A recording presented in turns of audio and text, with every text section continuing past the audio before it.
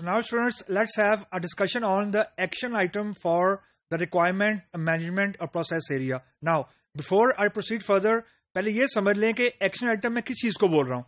Action item basically to do list sort of चीज है कि जब भी आपने कोई प्रोसेस या कोई आपने प्रोसेस एरिया ऑर्गेनाइजेशन लेवल पे जब आपने लॉन्च करना है तो आपने बेसिकली ऑर्गेनाइजेशन लेवल के ऊपर कुछ स्टेप्स को डिफाइन करना है, यानी टू डू लिस्ट है sort of a task list.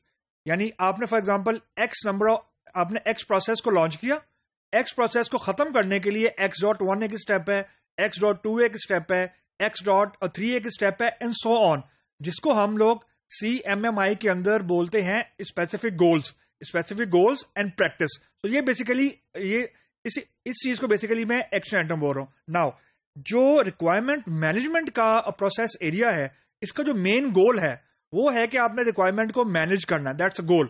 Now जो प्रैक्टिस है, अब प्रैक्टिस वो चीज है जिसको मैंने अभी आपको एक्शन आइटम बताया, इसके 4-5 स्टेप्स हैं। सबसे पहला और क्रॉनिक स्टेप जो है कि आपने क्लाइंट की बताई हुई रिक्वायरमेंट को समझना है, यानी रिक्वायरमेंट अंडरस्टैंडिंग। अब ये जो चीज है it look very very trivial, बहुत सिंपल लगती है, लेकिन as per my experience this is the most toughest part. Reason, जो क्लाइंट है एट टाइम वो नॉन टेक्निकल होता है और वो आपको जो चीजें बता रहा होता है वो अपने फ्रेम ऑफ माइंड में बता रहा होता है।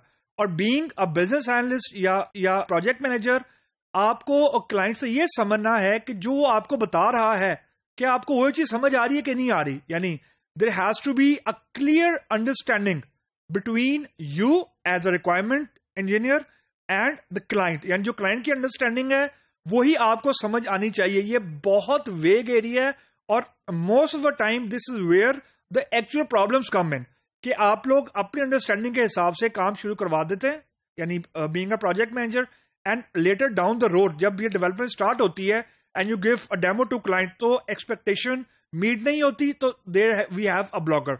तो पहला स्टेप ये है कि आपने रिक्वायरमेंट को अंडरस्टैंड करना है। अब इसके अंदर इंटरव्यूज अमूमन होते हैं, डॉक्यूमेंट का रिव्यू होता है and so on. Step number 2 जो कि बहुत इंपॉर्टेंट है वो है कि आपने रिक्वायरमेंट की कमिटमेंट लेनी है। इसको हम लोग प्रोफेशनली बोलते हैं बेस लाइनिंग। अब बेस लाइनिंग बड़ा क्रिटिकल कॉन्सेप्ट है। बेस लाइनिंग ये है कि it is basically a benchmark या एक आपका मैच्योर पॉइंट है कि क्लाइंट और आप एज अ रिक्वायरमेंट इंजीनियर दोनों एक चीज पे एग्री कर गए हैं। इसको बोलते हैं रिक्वायरमेंट बेस लाइन करना। यानी आज की तारीख में क्लाइंट ने प्रोजेक्ट मैनेजर को कुछ रिक्वायरमेंट की ऑफिशियल अप्रूवल दे दी है।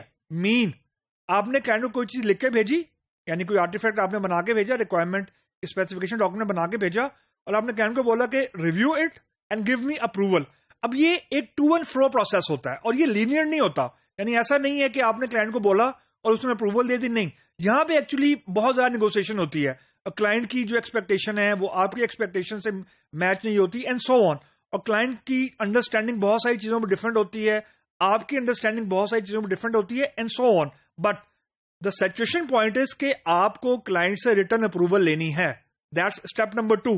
अब ये जो 2 स्टेप्स मैंने आपको अभी बताए हैं ये देखने में बहुत सिंपल लग रहे होते हैं, लेकिन यहां पे एक्चुअली क्लाइंट बहुत ज्यादा आप कह लें कि हेजिटेंट होता है। रीजन कि once the client has given you approval कि okay yes I agree to this specs या रिक्वायरमेंट्स को, तो उन रिक्वायरमेंट्स के ऊपर जो चेंजेस आएंगी, जो मेरा नेक्स्ट पॉइंट है कि चेंज मैनेजमेंट द चेंज को मैनेज कर रहे हैं, इसको हम लोग ऑफिशियली CR बोलते हैं, अ चेंज रिक्वेस्ट। कि इसकी रीजन क्या है? इसकी रीजन ये है कि जब भी आप क्लाइंट से रिक्वायरमेंट को बेसलाइन करेंगे, रिक्वायरमेंट बेसलाइन करने के बाद the moment you give for example first demo to the client, अब सॉफ्टवेयर एक ऐसी चीज है जो क्लाइंट को देख के बहुत सारी चीजें दिमाग में आती हैं, मतलब बहुत सारी चीजें नई दिमाग में आती हैं। बिकॉज ये जो सॉफ्टवेयर का डेमो है वो जब आप क्लाइंट को बताते हैं तो नए आइडियाज दिमाग में आते हैं। This is where the problems come in. Scope creep बहुत ज्यादा होता है, तो आपको बेसिकली बहुत टाइटली बेस लाइनिंग रिक्वायरमेंट जिस पे एग्रीमेंट हुआ है उसको कंट्रोल करना होता है, तो चेन को आपने कंट्रोल करना है। नेक्स्ट पॉइंट कि जो भी चीज आप बना रहे हैं उसके अगेंस्ट डॉक्यूमेंट अपडेट होता रहे, यानी क्लाइंट का फीडबैक आ रहा है, आप माने या ना माने, जिस पे आपका एग्रीमेंट हो गया तो अकॉर्डिंगली आपका ट्रेसेबल होना चाहिए रिक्वायरमेंट स्पेसिफिकेशन का document. And the last thing कि जो इनकंसिस्टेंसीज हैं, जो इनकंसिस्टेंट चीजें हैं, फॉर एग्जांपल रिक्वायरमेंट के अंदर रिक्वायरमेंट को लिखते वक्त आपकी कुछ इनकंसिस्टेंसीज आई हैं, वो नहीं आनी चाहिए। यानी यूज केस डायग्राम या जो रिक्वायरमेंट को लिख रहे हैं या जो अप्रूवल्स ले रहे हैं, यानी आपकी बेसलाइन रिक्वायरमेंट के ऊपर कोई नई चीज आई है तो you have to make sure कि वो सही जगह पे लिखी हो। ये ना हो कि बेसलाइन रिक्वायरमेंट को आप साथ मिक्स कर दें जो आपकी चेंज रिक्वेस्ट चाहिए या जो क्लाइंट की का फीडबैक आया आफ्टर डेमो 1। सो ये 4-5 स्टेप्स हैं जो रिक्वायरमेंट मैनेजमेंट के अंदर और at the organization level you have to follow. तो इससे बहुत हद तक आपकी फाउंडेशन बन जाती है of a consistent process, specially in terms of requirement management.